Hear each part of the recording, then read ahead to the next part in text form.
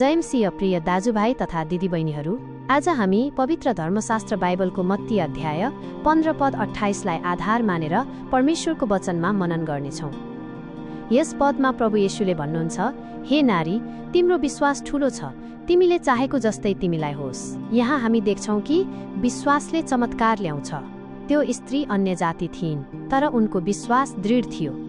उनले हार मानिनन्, बरु निरन्तर प्रभुलाई पुकार गरिरहिन्। अब हामी पुरानो नियमतर्फ जाउँ। यशाया अध्याय 41 पद 10 मा परमेश्वर भन्नुहुन्छ, नडराऊ, किनकि म तेरो साथमा छु। यो वचनले हामीलाई सिकाउँछ कि जब हामी विश्वास गर्छौँ, परमेश्वर सधैँ हाम्रो साथमा हुनुहुन्छ। त्यसै गरी भजन सङ्ग्रह अध्याय 34 पद 17 मा लेखिएको छ, धर्मीहरूले पुकार गर्दा परमप्रभुले सुन्नुहुन्छ। यो वचनले पुष्टि गर्छ कि परमेश्वरले विश्वासका साथ गरिएका प्रार्थनाहरू सुन्नुहुन्छ। अब नयाँ नियममा फर्कौँ। हिब्रू अध्याय 11 पद 6 मा लेखिएको छ, विश्वास बिना परमेश्वरलाई खुसी पार्न असम्भव छ।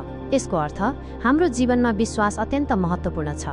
त्यसै गरी मर्कुस अध्याय 9 पद 23 मा येशूले भन्नुहुन्छ, यदि तिमी विश्वास गर्न सक्छौ भने विश्वास गर्नेका लागि सबै कुरा सम्भव हुन्छ।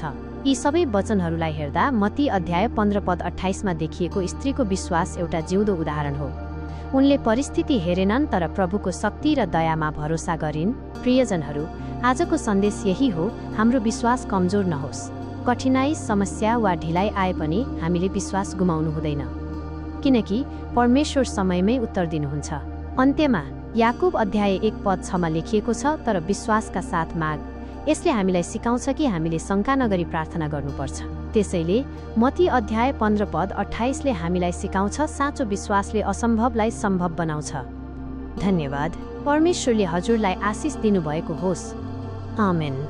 पवित्र बाइबलका वचनहरूको वाचन। उत्पत्ति 17 अध्याय 2 पद, म तसित मेरो करार स्थापना गर्नेछु र म तँलाई ज्यादै वृद्धि गराउनेछु। भजन सङ्ग्रह 23 अध्याय 1 पद, परमप्रभु मेरो गोठालो हुनुहुन्छ, मलाई केहीको खाँचो हुने छैन। यर्मिया 29 अध्याय 11 पद, किनभने तिमीहरूका निम्ति मसँग भएका योजनाहरू म जान्दछु, परमप्रभु घोषणा गर्नुहुन्छ, ती तिमीहरूलाई उन्नति गराउने योजनाहरू हुन्, हानि गर्ने होइनन्, तिमीहरूलाई आशा र भविष्य दिने योजनाहरू हुन्। यशाया 41 अध्याय 10 पद, नडरा, किनभने म तँसित छु, निराश नहो, किनभने म तेरा परमेश्वर हुँ। म तँलाई बलियो पार्नेछु, म तँलाई सहायता गर्नेछु, म मेरो धार्मिकताको दाहिने हातले तँलाई सम्हाल्नेछु।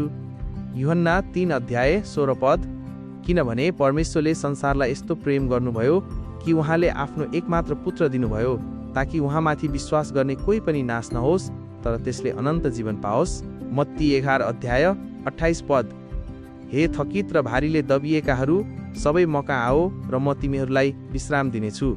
हितोपदेश 3 अध्याय 5 र 6 पद, तेरो सारा हृदयले परमप्रभुमा भरोसा राख र तेरो आफ्नै समझमा भर नपर। आफ्ना सबै चालहरूमा उहाँलाई स्वीकार गर र उहाँले तेरा बाटाहरू सुगम बनाइदिनु हुनेछ। फिलिपी 4 अध्याय 13 पद, जसले मलाई शक्ति दिनुहुन्छ, उहाँमै भएर म सबै कुरा गर्न सक्छु। भजन सङ्ग्रह 119 अध्याय 105 पद, तपाईँको वचन मेरो खुट्टाको निम्ति बत्ती र मेरो बाटोको निम्ति उज्यालो हो। मत्ती 28 अध्याय 20 पद, हेर, म संसारको अन्त्यसम्म सधैँ तिमीहरूका साथमा छु,